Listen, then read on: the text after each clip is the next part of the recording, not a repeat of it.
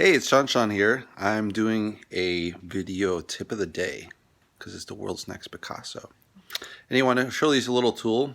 It's called a scale divider. So basically you can adjust this part here. So you can do 1:1 or 20:1. And you can take, like, see my face is this big, and then on a painting it would be that big. So if we take an example behind me, basically see this painting, you can be this size, and then when you blow it up it'd be actually this size.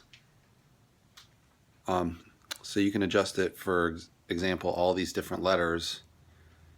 You can measure them this way, and then another scale it would be this way. So the whole point of that is you can check all your perspective, and it's actually a really good way to learn how to do correct drawing and learn how to do it.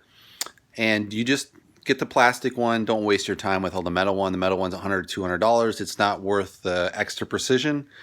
The plastic one will give you enough precision just to draw.